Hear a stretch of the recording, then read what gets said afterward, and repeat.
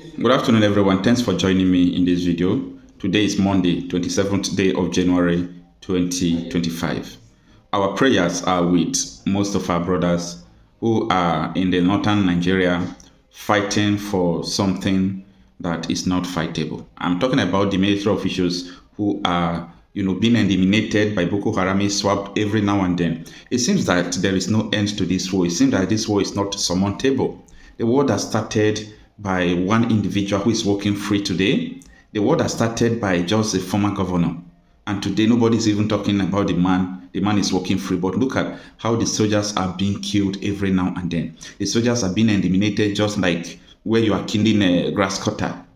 As if the human lives don't even have value anymore. Now, time without number, especially since this year, 2025, it has been almost a daily occurrence, daily basis of killing of Nigeria army, the Nigerian soldiers. They are killing them every now and then. So the Lakurawas, the ISWAP, the Bokøharam, the way they are unleashing terror against the military is something that is happening. And I think, in my own opinion, that I think they are fighting the wrong fight. When I mean they are fighting the wrong fight, it's not everything people should always carry gun or battle to. For me, if I said this, a lot of people always have different opinion with me. Ask yourself a question.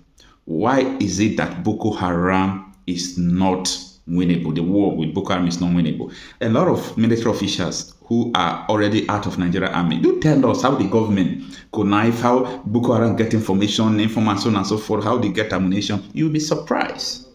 You will be surprised. So, it's so unfortunate. For me, I think if Nigeria, the government officials, if they really know what they should do, they should go and dialogue with these people. First of all, what do they want? When Ademodo Sheriff from Bokøharam and gave them Commission of Religious Affairs to implement Sharia law, he promised them that I will give you a Commission of Religious Affairs, and he did. And they started the implementation of Sharia, of which they see that it wasn't easy. It wasn't the way they were promised, and they started fighting. They need to sit these people down. Someone who formed Bokøharam should sit them down. If what they need is Sharia state, well, then why can't they separate this country and give them what they want? Instead of allowing our brothers to die every day because they are fighting a war that will not end. Now, it has happened almost 6 consecutive times. This is just January. And the number of soldiers they are eliminating is not 1, 2, 3, 4, or 5. Another one here is saying that breaking Bokøharam kills Nigerian army commander, 2 senior officers, 17 soldiers in fresh attack on Burno military base. Burno military base. In other words, the people who died now are 20. 20 soldiers were eliminated, and the soldiers is army commander. 2 people are senior army officials, and 17 others. This is unfortunate. Now, what happened? Bokøharam terrorists have killed over 20 Nigerian army personnel, with many still missing following an attack on a military base in Burno State. Sahara reporters gathered that for several hours on Friday, January 24, 2025, the terrorists attacked the 149 Battalion in Malan Fatori, the headquarters of Abadan local government area of Burno State.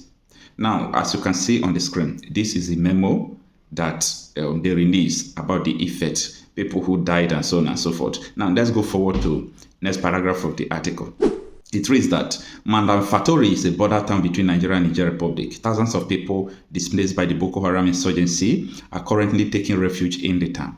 Sources confirmed to Sahara reporters that the insurgents attacked the base with multiple gun trucks. The sources added that the terrorists razed many buildings and military operational vehicles during the attack. Apart from the dead bodies recovered, many other soldiers were seriously injured, while a yet to be ascertained number of personnel were still missing as of Saturday. The commanding officer of the battalion, 2 senior officers including the base medical director, were among those killed. This comes a few days after the terror group launched a brutal attack on the military forward operating base in the Damboa local government area of Burno State, killing a yet to be confirmed number of soldiers, with many believed to still be missing. 25 Task Force BDE was attacked during the weekend, with so many casualties. So far, we have recovered over 7 bodies, a source had told Sahara reporters. The terror group invaded the camp FOB Sabogiri around 4 a.m. on Saturday using various weapons. ISWAP subsequently claimed responsibility for the attack in a statement. Also, attached to the statement were pictures of members shooting sporadically towards the military facility. Since the death of JAS leader Abubakar Shekau, ISWAP has been consolidating its grip in locations around the Chad. The sect's membership has swollen with the defection of hundreds of Bokøharam fighters under Shekau. The Nigerian army has repeatedly claimed that the insurgency had been largely defeated and frequently underplays any losses. The terror group has caused over 100,000 deaths and displaced millions of people, mainly in Adamawa, Burno, and Yobe State. This is the end of the article. Now, let's talk. How many years do you think it will take Nigeria to defeat Bokøharam? If you ask me, I will tell you that not as if I don't want things to be in order, but the war with Bokøharam is a war that Nigeria can't win. It's a war Nigeria cannot win. I think Nigeria should use other alternative. And the alternative is that if the people, majority of the people, because we are aware, and as you know yourself, that a lot of people in government are sponsoring the terrorists. So if the agenda of sponsoring the terrorists is for them to do things that are not in order, to sponsor terrorists against the people, meaning they have an agenda to dominate, to put something that people never wanted on them. And that is why we always call for the disintegration of Nigeria, that people should go in their separate ways. We know why we say what we say.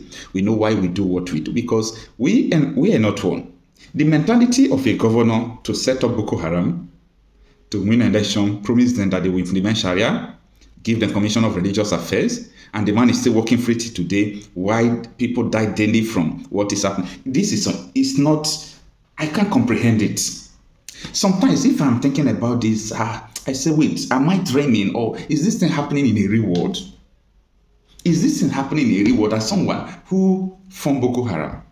Someone who do something against the people. And the group is largely dominating, killing people, doing all sort of things against the people. And up to today, nobody comes out or even try to arrest the man and prosecute the man. But people who did nothing, when I mean nothing, absolutely nothing, these people are being detained. They are being arrested for something I don't even know about. So how do you think that a nation will continue like this? It is impossible. It is impossible. Things can't work in this way. It can't work. So that is why I am continually advocating that Nigeria should separate. These people, they are bent to the agenda and there is no going back. Nigerian army don't have what it takes to defeat Bokøharam because people who are in government are sponsoring the Bokøharam. If you ask me how I know, I will tell you that someone like, what is it called? Ademodu Sheriff, at the time indirectly confirmed it. Femi Falana challenged the man that if you want to deny you are not the one that formed Bokøharam, let's go to court. Okay? A lot of things that has happened time with that number. So there is nothing new about this. And Ademodu Sheriff was arrested in Cameroon for funding and forming Bokøharam. But as a big man, they released him to Nigeria. Nigeria, they don't persecute him. So what evidence do you need again? What evidence? On the national television, Kashim Shettima has been accused because Ademodu Sheriff handed over to Kashim Shettima. You know why I'm saying this? People who did nothing in this country, they are in detention, they are in jail. People who advocated for self-determination, they are in detention, they are in jail. But what do I know? Here we are, and look at what is going on. Anyway, let me know what you think on the comment section. God is very important. Who started the Bokøharam crisis in Burno State? A governor, Modu Ali Sheriff, addressed the press 2 days ago and attempted to insult the collective intelligence and memory of Nigerians by denying any links with the dangerous, dreaded Bokøharam sect. I did reply him yesterday, and I'm expecting him to sue me, because he said he wanted to sue an Australian. You don't need to go to Australia. What you are looking for in Sokoto is in the pocket of your Sokoto. I'm ready to join issues with him. Because not only did he sponsor that organization by providing funds for them, in 2003, he had a deal with the Bokøharam sect to get him to win the election. And that if he won his re-election, he will compensate the organization. When he won that election, he appointed Alhaji Bokøharam as the Commissioner for Religious Affairs to implement Sharia in that state. When the man attended the first Executive Council meeting, he discovered that they were all talking about contracts and how to steal money. So he went back to the camp, the Bokøharam camp, and said, where you send me to is Gida Barawi, the house of thieves. I can no longer be part of them. So he was asked to resign. And that was how Foy resigned from the government of Mutu Sharif. So to say that you don't know them is the greatest lie. I was just reminded this morning by somebody from Burno State that something was missing in my press statement. That in 2013, 2012, October 10, Alhaji Mutu Sharif was arrested in Cameroon on grounds of his Bokøharam connection. But the government here pleaded with the Cameroonian authorities to release him because he's a big man here. He cannot be arrested. But 2 weeks ago, a special envoy of President Goodluck Jonathan, Reverend Stephen Singh Davis, told the whole world that Alhaji Sharif, the former chief of army staff, Jerika, and some senior officials of the Central Bank of Nigeria have been funding the Bokøharam sect. Up to now, the government has not reacted to this very important information. So when you are looking for the sponsors of Bokøharam, I think we now know where they are. But what is very disturbing is the fact that currently Nigerian soldiers are refusing to fight.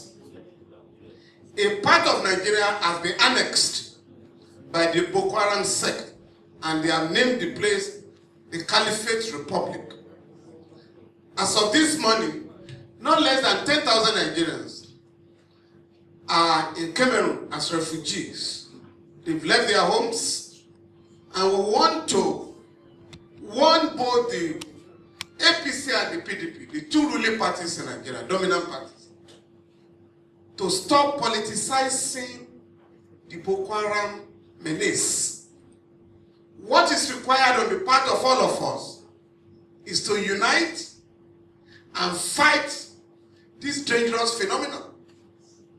But to start pointing accusing fingers because a former member of the APC has now moved to the PDP where he rightly belongs. When he was with you, he was not a Bokøharam sponsor. Now that he has left back, he's gone back to PDP, he has suddenly